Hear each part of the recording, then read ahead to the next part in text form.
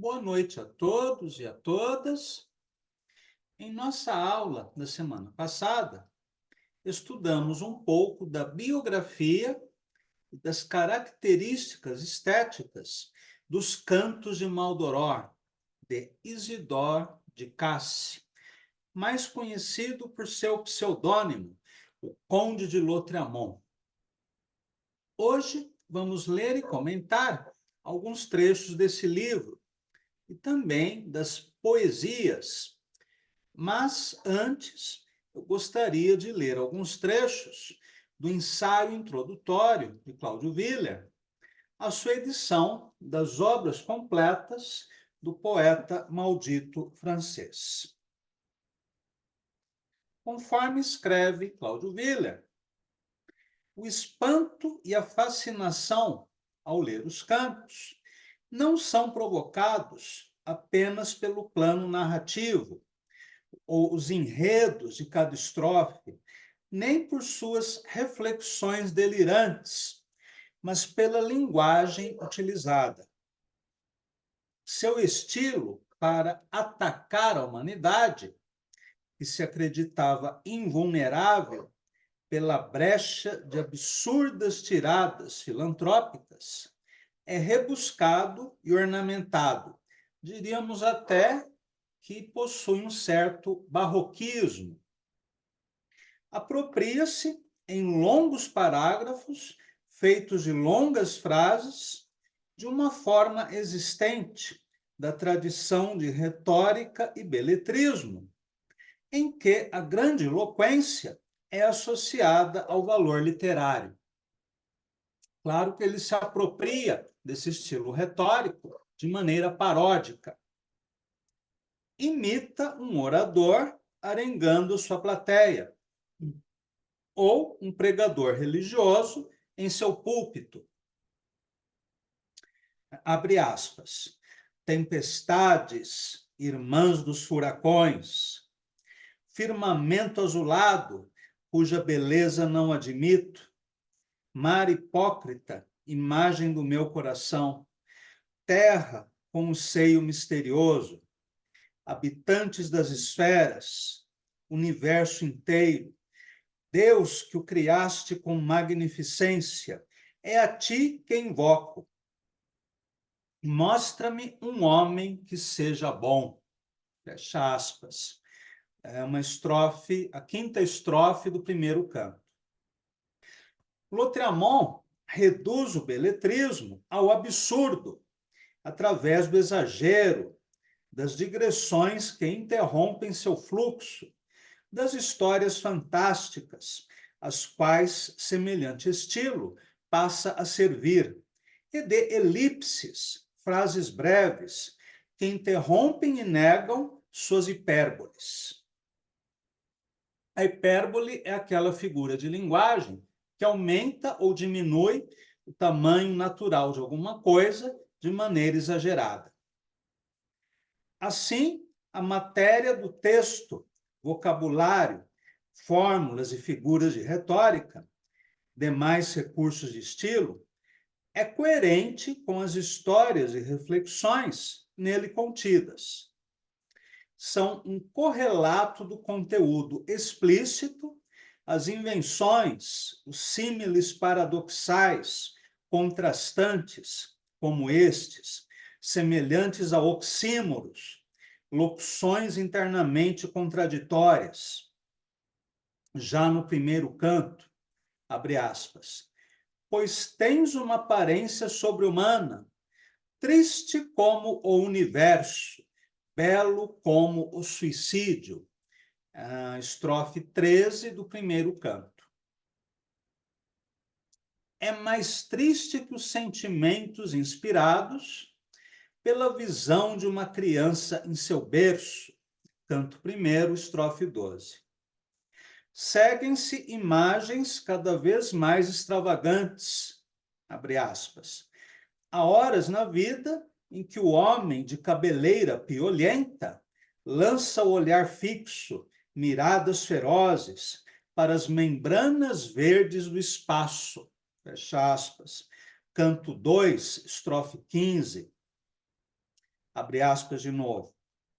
É tempo de pôr um freio à minha inspiração e parar por um instante no caminho, como quando se olha a vagina de uma mulher. Fecha aspas, canto 3, estrofe 12. Em uma progressão caracterizada pela expansão vocabular e imagética, que acompanha o crescente desvario das histórias, a exploração do contraste se abre em um leque de possibilidades, até chegar às séries de Belo como dos dois cantos finais.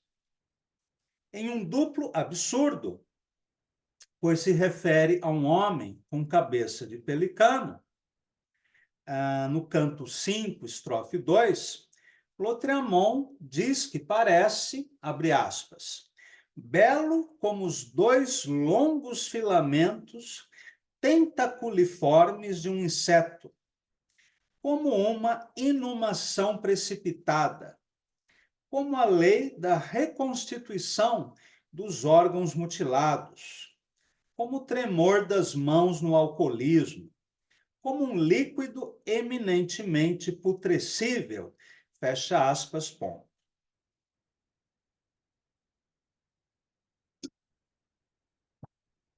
Na descrição de Mervyn, o adolescente que irá sequestrar, um episódio relatado no canto 6, Lautréamont vai do belo como a retratilidade das garras nas aves de rapina, até sua imagem mais famosa, o belo como encontro fortuito de uma máquina de costura e um guarda-chuva sobre uma mesa de dissecação. Esse pseudo-símile, logo utilizado por Alfred Jarry, o autor de O Bull-Rei, precedeu a noção da imagem poética de Pierre Reverdy, como nós falamos na semana passada.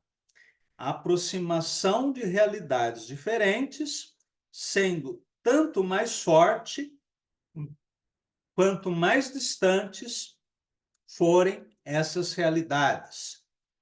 Em seguida, adotada pelo surrealismo e antecedida, em alguns séculos, pelas metáforas engenhosas do Barroco. Mas no caso do Barroco, por mais estranha que fosse uma metáfora, ela tinha um sentido, enquanto no surrealismo abre-se mão do sentido. Continua Cláudio Willer. Uma característica essencial dos cantos, acentuada em poesias, é o modo como são reescritos outros autores, adulterando-os, aquilo que Haroldo de Campos chamaria de plagiotropia. Um exemplo é a subida de Maldoror ao céu, onde encontram Deus devorador de homens, réprobos que nadam em um charco de sangue, episódio relatado no canto 2. Trata-se de roubo da Divina Comédia, com Deus ocupando o lugar que, em Dante, é do diabo em seus círculos infernais. Com uma inversão dessas, Lautréamont representa o pensamento da heresia gnóstica dos primórdios da era cristã. Willer foi um grande estudioso do gnosticismo. O Deus retratado nesse trecho é o demiurgo, perverso criador do mundo, que se interpõe como obstáculo à gnose, o conhecimento da verdadeira divindade. A descrição do Deus ogro vem empacotada em outro absurdo, pois a passagem faz parte da história de como Maldoror se curou da surdez, ao soltar um grito diante dessa visão horrenda.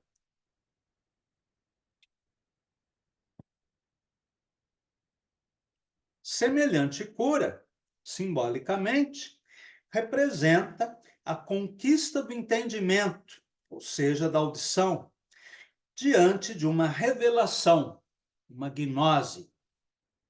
O Deus decaído, demiúrgico, o horrível eterno com cara de víbora, como Lautréamont escreve no canto 2, é uma constante. Bêbado, cuspido e chutado à beira da estrada, como é dito no canto 3. Flagrado no prostíbulo, também no canto 3. E humilhado na derrota final, como é dito no canto 6. Mais adiante, Willer escreve: há mais roubos de textos alheios nos cantos. A cena em que uma criança é morta diante dos pais, no canto 1, é plágio de um poema de Goethe, O Rei dos Elmos, mas com Maldoror desempenhando o papel do gênio da floresta de Goethe e da mitologia germânica. Plágio, a palavra usada por Willer, eu acho um pouco forte. Eu prefiro falar em paródia e intertextualidade, que não são coisas modernas. Há uma carta de Goethe em que ele se defende de uma acusação de ter roubado uma cena de Hamlet e inserido essa cena no seu Fausto. É uma canção de Ofélia, que Goethe parodia na canção de Gretchen. E nessa carta, Goethe afirma o seguinte, que havendo coisas, né, tão maravilhosas em Shakespeare, por que ele faria algo diferente, em vez de simplesmente se apropriar daquilo que já estava pronto? E numa citação literal, Goethe escreve: os poetas são ladrões. Claro que quando você se apropria de um texto, o modifica e o coloca em outro contexto, não chega a ser exatamente um plágio. Um plágio, tal como eu entendo, é eu pegar um poema de João Cabral de Melo Neto, transcrevê-lo literalmente da primeira à última linha e assinar Cláudio Daniel. Aí é muita cara de pau, né? Aí é roubo na cara dura. Agora, se eu dialogo com um poema de João Cabral, até usando palavras ou frases do poema original, misturadas a outras de minha autoria, aí não é exatamente plágio, porque é uma modificação do texto. Bem, eu acho importante essa discussão, porque muita gente pensa, né, que qualquer citação de outro autor é plágio. Não necessariamente. Voltando ao texto de Willer. Também há alusões, como o diálogo com um coveiro, com reflexões sobre a morte e a vida em um cemitério, de inspiração shakespeariana, decalque da cena de Hamlet. A utilização de outros autores é de tamanha variedade que fez muitos estudos e edições comentadas não chegarem a lugar algum, perdendo-se nas zonas cinzentas, onde não é possível identificar o que é apropriação proposital, coincidência ou repetição de chavões e convenções. Mais adiante, Willer escreve: comprova-se, comparando seus dois livros, que Lautréamont foi um leitor voraz. Recorreu a boa parte da tradição literária ocidental, a começar pela Bíblia, a Épica de Homero, Camões, e as fundações literárias representadas pela Divina Comédia e pela dramaturgia e poesia de Shakespeare. A poesia, prosa e dramaturgia romântica de Byron, Misset, Chateaubriand, Victor Hugo, Mickiewicz, Lermontov, etc., o principal da narrativa do século XIX, inclusive Balzac e Flaubert. O restante da enorme bagagem literária pedida pelo currículo francês da época, especialmente seus clássicos. A alta literatura extracurricular, a começar por Baudelaire e Poe. Esse importante ramo paralelo ao romantismo, que é o horror gótico, de cujo estilo, temas e clima se apropriou para a feitura dos cantos. Tratados e enciclopédias sobre os mais variados assuntos, curriculares ou não, e a literatura em seus modos menores de consumo, como o folhetim de aventuras de Eugène Sue, Ponson de Terreil e Gaboriau, além do epigonal, periférico e subliterário, excentricidades como Gagne e outros autores prolixos e torrenciais, e mais os pregadores religiosos, como Lacordaire. Seria possível fazermos um estudo apenas dos diálogos e citações intertextuais de Lautréamont. Prossegue Willer. A ironia e o sarcasmo, componentes da sátira, caracterizam os cantos. No final do canto 5, estrofe 3, em um meta-exagero, pois a história da feiticeira, transformada em bola de esterco, que havia metamorfoseado seus amantes em escaravelho, abutre e pelicano, não podia ser mais exagerada. Maldoror arranca, abre aspas, um músculo inteiro do braço esquerdo, pois não sabia mais o que fazia. Tão comovido fiquei diante do quádruplo infortúnio. Fecha aspas.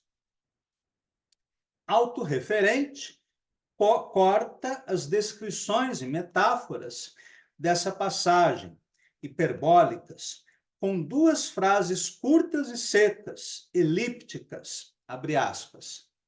E eu, que acreditava serem matérias excremenciais, grande besta que sou. Vá, fecha aspas. O objeto da sátira é o corpus da literatura, o conjunto dos tiques e tiques mencionados no primeiro volume das poesias, logo após a declaração de que a poesia devia ser feita por todos. E, por decorrência, o processo de criação literária e sua própria escrita. Por isso, faz metalinguagem a seu modo, ironicamente dirigindo-se ao leitor. Abre aspas. Se o leitor achou esta frase demasiado longa, que aceite minhas desculpas. Fecha aspas. Uma frase do canto 2. Abusa da exortação e autolegitimação. Abre aspas. Se não acreditais, vinde ver-me. Verificareis, por vossa própria experiência, não a verossimilhança, mas, além disso, a própria verdade de minha afirmação. Fecha aspas, é do canto 4. E ainda, e de ver pessoalmente, se não quereis acreditar. Fecha aspas, a frase que encerra o livro no canto 6. Nas digressões, acentua a relação reflexiva entre autor e texto. Abre aspas. Quando deposito sobre meu coração essa interrogação delirante e muda, é menos pela majestade de forma que pelo quadro de realidade que a sobriedade do estilo se conduz desse modo. Fecha aspas, ponto, do canto 4. Uma frase bastante pomposa, né? O que faz parte dessa apropriação irônica da retórica. Vamos ler apenas até aqui do texto de Willer. E agora vamos ler algumas passagens de Cantos de Maldoror. Darei por assentado, em poucas linhas, que Maldoror foi bom durante seus primeiros anos de vida, em que viveu feliz. Pronto. Logo, reparou que havia nascido mal. Fatalidade extraordinária. Escondeu seu caráter quanto pôde, por um grande número de anos. Mas, finalmente, por causa dessa concentração que não lhe era natural, todo dia o sangue lhe subia à cabeça, até que, não podendo mais suportar uma vida dessas, lançou-se resolutamente na carreira do mal. Atmosfera doce. Quem diria, ao abraçar uma criança pequena, de rosto rosado, teria desejado arrancar-lhe as bochechas com uma navalha. E o teria feito com frequência, se a justiça, com seu longo cortejo de castigos, não o houvesse impedido a cada vez. Não era mentiroso, confessava a verdade e dizia que era cruel. Humanos, ouvistes?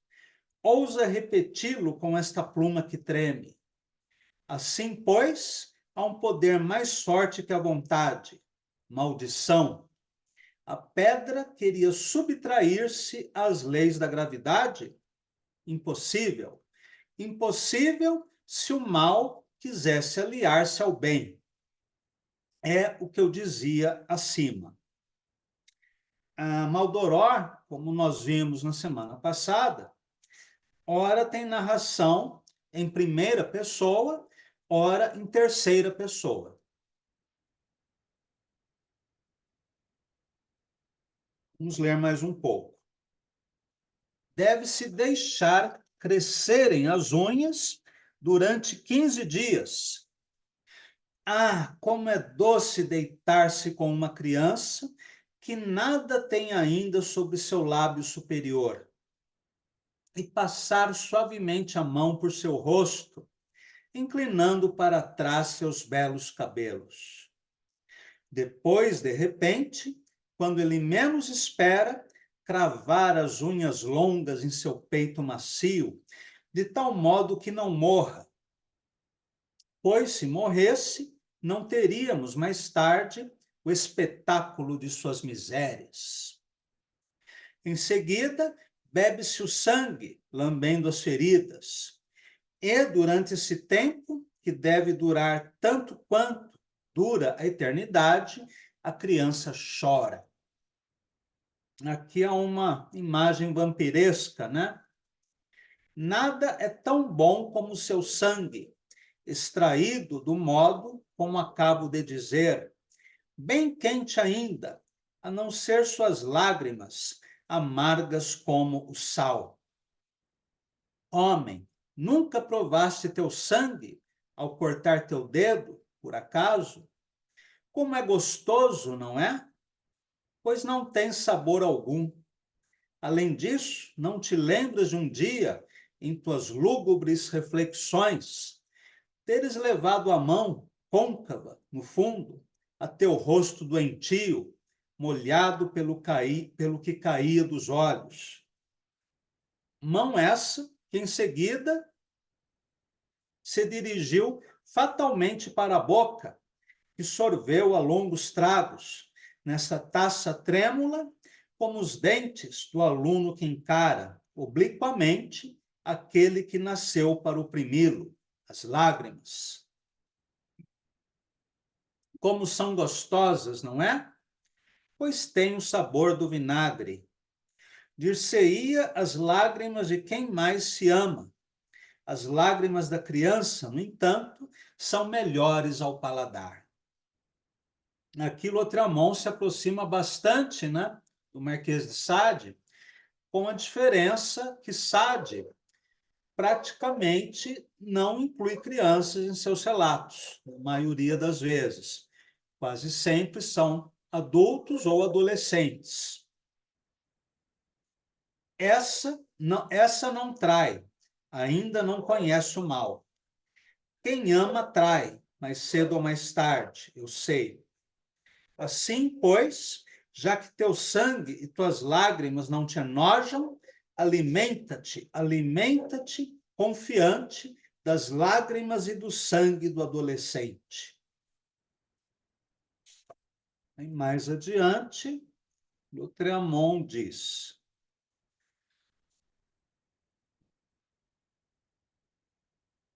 ao clarão da lua, junto ao mar, nos recantos isolados do campo, vê-se mergulhado em amargas reflexões, todas as coisas se revestirem de formas amarelas, indecisas, fantásticas.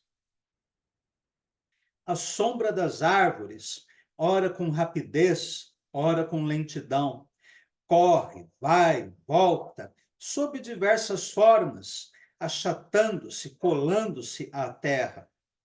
Naquele tempo, quando eu era carregado pelas asas da juventude, isso me fazia sonhar, parecia-me estranho.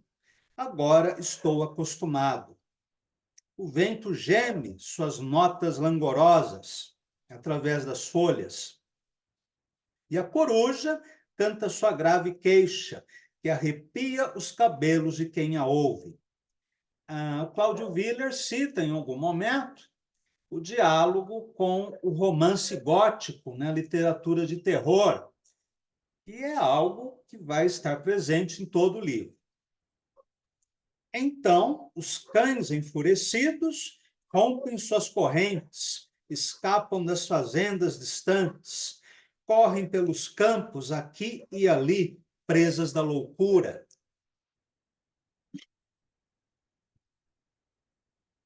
De repente, eles se detêm, olham para todos os lados com uma inquietação feroz, o olho em chamas.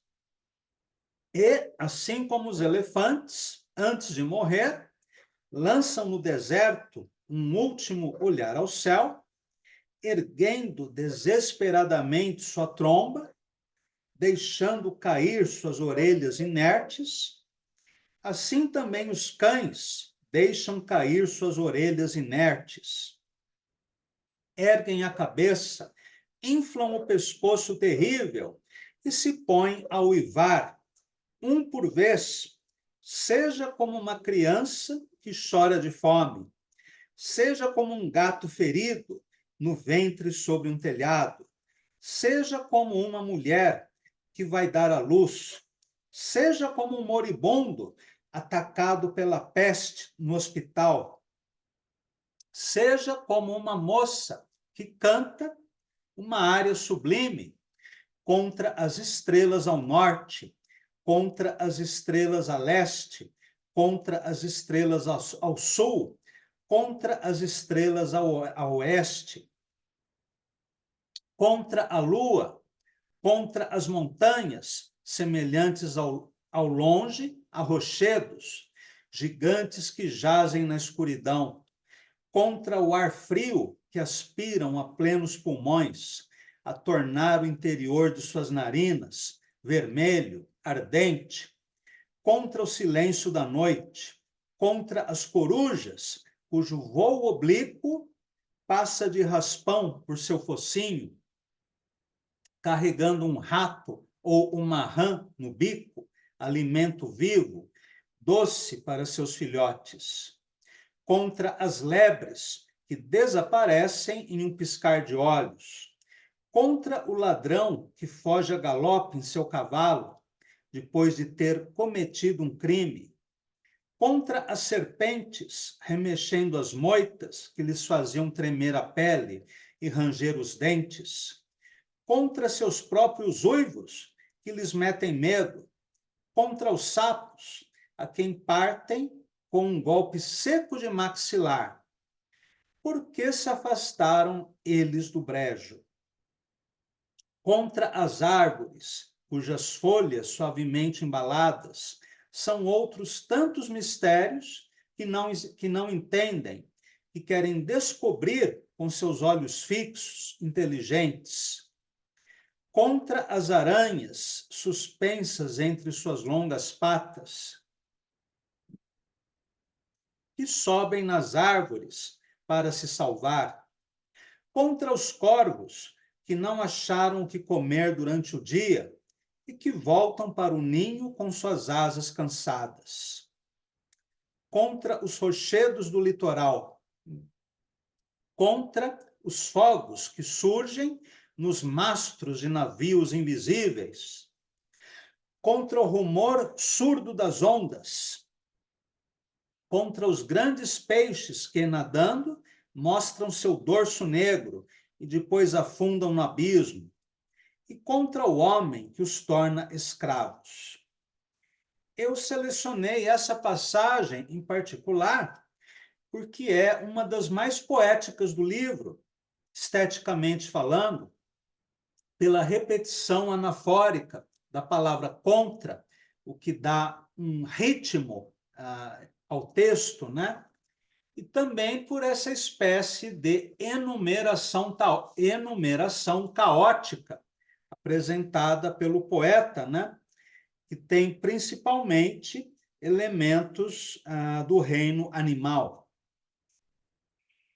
E mais adiante, vamos ler o seguinte texto. Desde então, eu respeito o pedido da morta. Eu, como os cães, sinto a necessidade do infinito. Não posso satisfazer essa necessidade. Sou filho do homem e da mulher, ao que me dizem. Isso me espanta. Acreditava ser mais? De resto, que me importa de onde venho?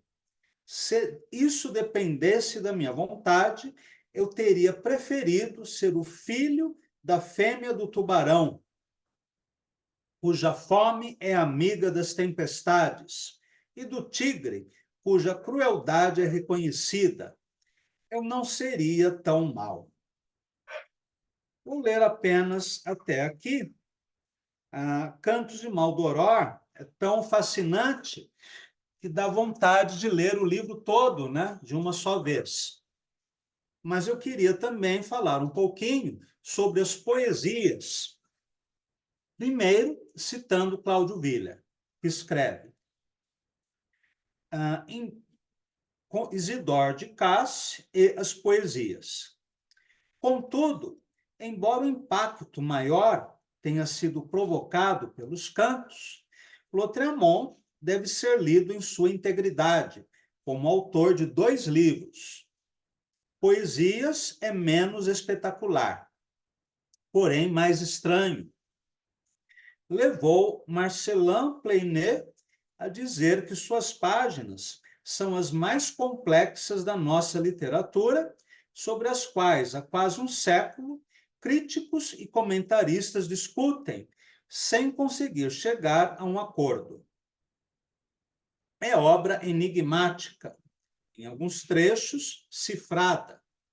Um exemplo é a famosa passagem do Pacto da Dívida com lábios de vermute.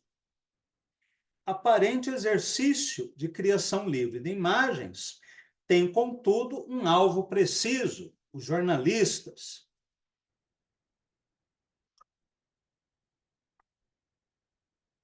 Seu propósito é declarado na epígrafe: substituir a melancolia pela coragem, a dúvida pela certeza, a desesperança pela esperança, a maldade pelo bem, etc.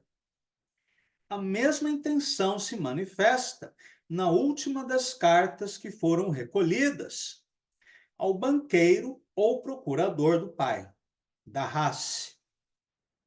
Nela, renega a poesia da dúvida, dizendo que os gemidos poéticos deste século não passam de sofismas horrendos, e se propõe a cantar exclusivamente a esperança, a calma, a felicidade, o dever. É como se Lautréamont se metamorfoseasse em seu extremo oposto, questionando Lamartine, Rigaud, Misset e, de quebra, Voltaire e Rousseau, diz que irá reatar com a vertente clássica de Corneille e Racine, assim contraposta aos românticos e seus precursores do iluminismo. Poesias aparentam um surto de moralismo ao proclamar o belo como uma lira de ouro e querer que minha poesia possa ser lida por uma moça de 14 anos, como ele diz no primeiro volume das poesias. Aí Willer comenta: moça de 14 anos, podia ser a mesma a quem, nos cantos, ele sentia vontade de destruir. Elegia as instituições, abre aspas. Os melhores autores de romances e de dramas desnaturariam, com o passar do tempo, a famosa ideia do bem, se os corpos docentes, conservatórios do justo, não retivessem as gerações, novas e velhas, na via da honestidade e do trabalho. Fecha aspas. Citação do primeiro canto. É como se um revolucionário se transformasse num conservador radical, né? Parece um completo reacionário, como diz Willer, abre aspas. Não renegai a imortalidade da alma, a sabedoria de Deus, a grandeza da vida, a ordem que se manifesta no universo, a beleza corporal, o amor da família, o casamento, as instituições sociais. Fecha aspas. Tudo o que ele renega nos cantos. Há várias interpretações, né, das poesias. Segundo alguns críticos, trata-se de uma paródia irônica. Assim como em Cantos de Maldoror, Lautréamont parodia vários estilos e vários gêneros literários, desde a poesia épica até a poesia dramática. Nas poesias, ele também pode estar sendo extremamente irônico, a começar pelo uso paródico de textos alheios. Ele recolhe diversas frases famosas atribuídas a personagens históricos ou de filósofos, poetas, pensadores, altera o sentido dessas frases e as inclui em seu livro como se fossem de autoria própria. Mas essas frases modificadas dizem o oposto do que diziam no original. Então é algo extremamente engenhoso, né? Dificilmente alguém conservador usaria desse recurso. Vamos ler algumas passagens das poesias do primeiro volume, a título de ilustração. Os gemidos poéticos deste século não passam de sofismas. Aqui é um tom de manifesto. Os primeiros princípios devem estar fora de discussão. Eu aceito Eurípides e Sófocles, mas não aceito Ésquilo. Não demonstrai a mais elementar inconveniência e mau gosto para com o Criador. Rechaçai a incredulidade, vós me dareis prazer. Não existem dois gêneros de poesia, só existe um. Não quero ser atingido pela qualificação de poser, né, quem faz pose. Não deixarei memórias. A poesia não é a tempestade, tampouco o ciclone. É um rio majestoso e fértil. Em Maldoror, Lautréamont teria preferido a tempestade e o ciclone. Foi apenas admitindo fisicamente a noite que se conseguiu que ela fosse aceita moralmente. Ó noites de Yang, quanta enxaqueca me causaste! As perturbações, as ansiedades, as depravações, a morte, as exceções na ordem física ou moral, o espírito de negação, os embrutecimentos, as alucinações servidas pela vontade, os tormentos, a destruição, as perturbações, as lágrimas, as insaciabilidades, as servidões, as imaginações penetrantes, os romances, o inesperado, o que não se deve fazer, as singularidades químicas do abutre misterioso que espreita a carcaça de alguma ilusão morta. Essa frase lembra muito o Maldoror.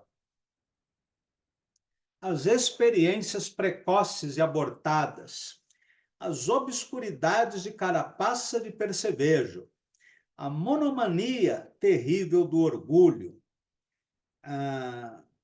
as coisas insípidas, as rãs, os polvos, os tubarões, o cimon dos desertos, o que for sonâmbulo, vesgo, noturno, soporífero, notâmbulo, viscoso, foca falante, equívoco, tuberculoso, espasmódico, afrodisíaco, anêmico, caolho, hermafrodita, bastardo, albino, pederasta, fenômeno de aquário e mulher barbada, as horas saciadas do desânimo taciturno, as fantasias, as amarguras, os monstros, os silogismos desmoralizantes, as porcarias, o que é irrefletido como a criança, a desolação, esse fruto venenoso intelectual, os cancros perfumados, as coxas de camélias, a culpabilidade de um escritor que rola sobre o declive do nada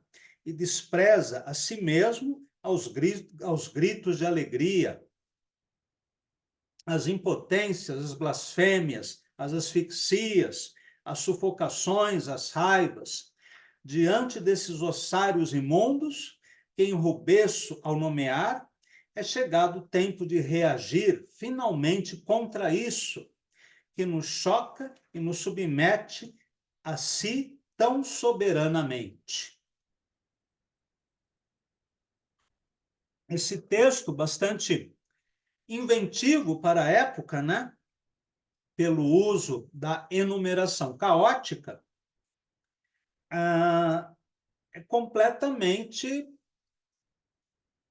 heterogêneo em relação a um discurso moralista, ao mesmo tempo que Isidore de Casse, que deixou de lado seu pseudônimo de Lautréamont, quer defender a moral, os bons costumes, ele faz isso da maneira mais estranha possível. O primeiro volume das poesias tem um caráter de manifesto, né? Em que ele se dedica, sobretudo, à crítica aos escritores que, segundo de Casse, seriam responsáveis pela degradação moral. Diz ele mais adiante: há escritores degradados, perigosos, palhaços, farsantes, aos montes, sinistros mistificadores, verdadeiros alienados, que mereceriam povoar Bicêtre. Bicêtre é um hospício. Suas cabeças cretinoides, com um parafuso a menos, criam fantasmas gigantescos que descem em lugar de subir. Exercício escabroso, ginástica ilusória. Passe, pois, grotesca palhaçada. Por favor, retirai-vos de minha presença, fabricantes às dúzias de quebra-cabeças proibidos, nos quais eu não havia percebido, à primeira vista, como agora, a frívola chave do enigma. Caso patológico de um egoísmo formidável, autômatos fantásticos, apontai-me, um por um, meus filhos, o epíteto que os porá em seu lugar. O meu gatinho está querendo subir no teclado. Eu vou ler apenas mais um trecho das poesias, agora do segundo canto, perdão, do segundo volume das poesias, em que Lautréamont diz, se apropriando de frases alheias, modificadas pela paródia. O gênio garante as faculdades do coração. O homem não é menos imortal que a alma. Os grandes pensamentos vêm da razão. A fraternidade não é um mito. São frases que parecem clichês, né, de extrema banalidade. As crianças que nascem não conhecem nada da vida, nem mesmo a grandeza. Na desgraça, os amigos aumentam. Vós que entrais, deixai todo o desespero, né, parodiando Dante. Na porta de entrada do inferno, havia aquela placa, abandonai toda a esperança, ó vós que aqui entrais. E Isidore de Cassi inverte o sentido da frase. Bondade, teu nome é homem. A inversão acaba caindo até na pieguice, né? Num tom ingênuo, imbecil até. É aqui que habita a sabedoria das nações. Não aceito o mal. O homem é perfeito. A alma não cai. O progresso existe. O bem é irredutível. Os anticristos, os anjos acusadores, as penas eternas, as religiões, são o produto da dúvida. Dante, Milton, descrevendo hipoteticamente as paragens infernais, provaram ser hienas de primeira classe. A demonstração é excelente, o resultado é mau. Suas obras não vendem. Se a moral de Cleópatra houvesse sido menos curta, a face da terra teria mudado. Seu nariz não se teria tornado mais longo. Aqui é uma paródia da frase de Pascal. O nariz de Cleópatra, se houvesse sido mais curto, toda a face da terra teria mudado. O encanto da morte só existe para os corajosos. Somos livres para fazer o bem. O julgamento é infalível. Não somos livres para fazer o mal. Numa primeira leitura apressada, o texto pode parecer completamente idiota, né? Daí a necessidade de lermos as poesias com esse olhar crítico, para vermos o que há de irônico e satírico no texto de Isidore de Cassi. Bem, por hoje ficamos por aqui e nas próximas aulas vamos falar mais um pouco sobre a ironia e a sátira na poesia francesa, e em especial em dois poetas, Tristan Corbière e Jules Laforgue. Então, hoje ficamos por aqui. Boa noite a todos e a todas, tenham um ótimo final de semana e até a próxima aula.